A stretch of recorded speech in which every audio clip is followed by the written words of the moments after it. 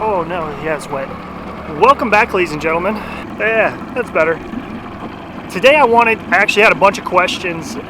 Same question kind of kept coming up, specifically about down imaging and side imaging sonar. And I wanted to make a quick 10-minute video, hopefully it's like 10 minutes, 10-minute video on how you know how far an object is when it shows up on your side imaging or your down imaging unit. I had a lot of people ask this question about the, I guess, how to use the fish finder series. I just realized my boat is, I drove my boat through a rainstorm like this past weekend and it's soaking wet. The whole thing is just soaking wet. I did not have my travel cover on it. Stupid. But anyway, I'm gonna go to a bridge here. And the first thing I'm gonna do is show you, I'm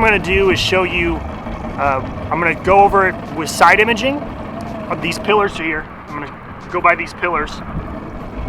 And then I'm gonna show you the down imaging and when these pillars appear on both side imaging and down imaging. Now, a person asked this in the comment section and said, how do I know how far behind an object is when I go over it on side imaging or down imaging?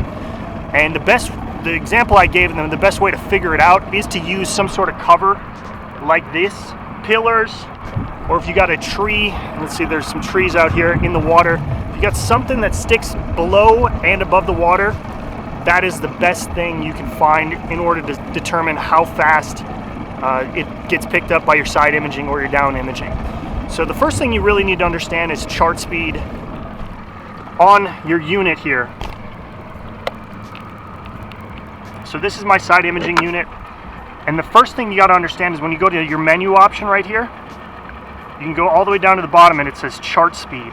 Now normally when I talked about chart speed, I guess how to adjust it, I always round up by however many miles an hour I am trolling. So if I'm trolling, my normal idle speed with this guy back here, it's about 2 to 2.3 miles an hour. So I usually round up my chart speed to 3, maybe 4. And the reason you try to match your chart speed to your actual idle speed is when your transducer pings off a fish, it'll actually start to give you that arc, specifically on 2D sonar. It'll give you more of that arc shape that you all see from the simulations. But when you're doing side imaging or down imaging, yeah, you want to get a clear picture, but if you want to increase the time that an object appears, or let's see, decrease the time that an object appears when you pass over it, you simply turn up your chart speed right here. So if I turned it up to, like, say 7 or 8, the speed at which all this data, this historical data, right here's my boat, and this is the left and right of my boat, all this data that is coming up from my transducer, it's going to start moving faster through the screen. So I'm going to turn the motor back on here.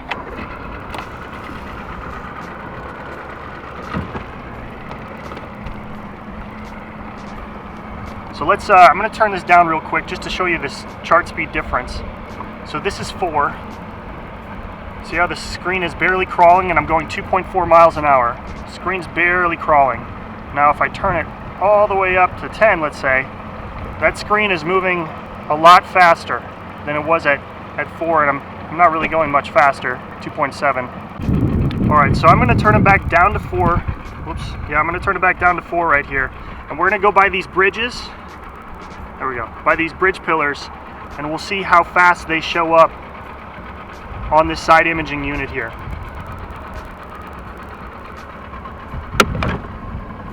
So I got my side imaging, I only got my side imaging set to 35 feet left and right. I'm going to get really close to these pillars because I want to see exactly when they show up. So I'm going 2.5 miles an hour.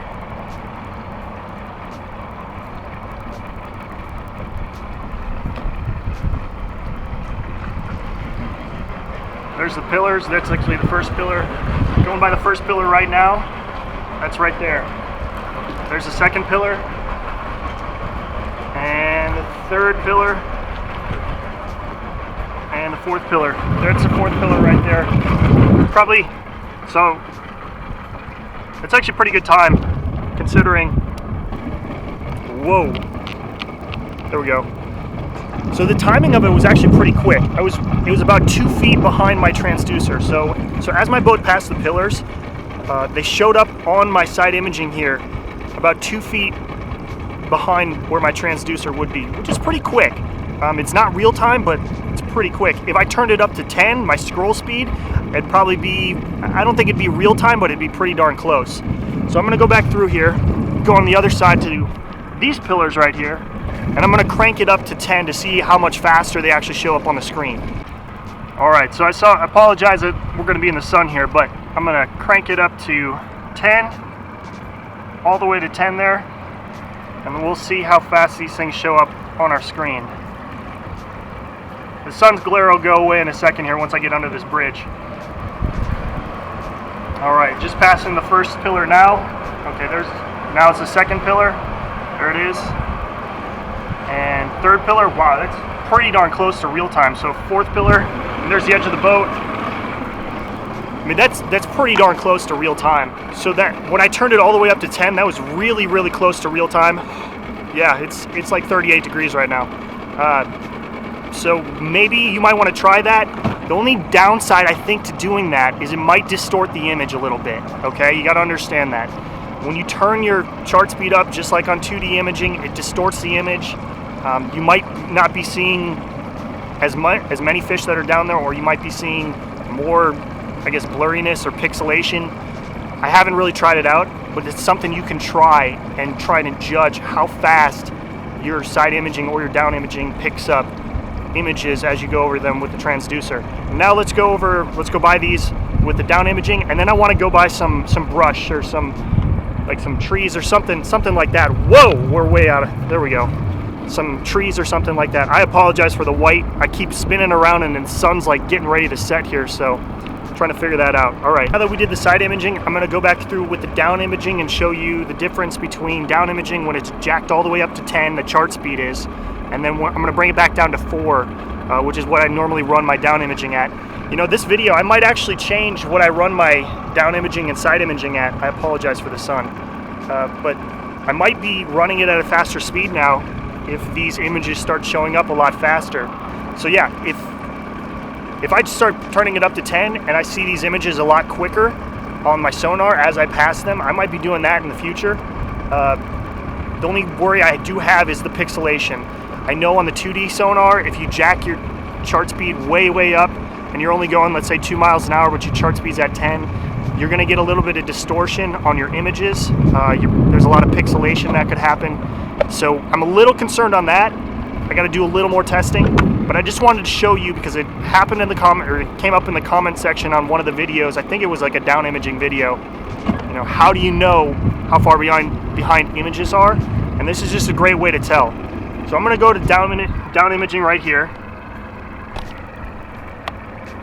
And I'm gonna go my chart speed. I'm gonna keep it at 10. I'm gonna keep my chart speed at 10, but since I'm in down imaging, I'm gonna have to get really close to these pillars because my cone angle is not as wide as my side imaging.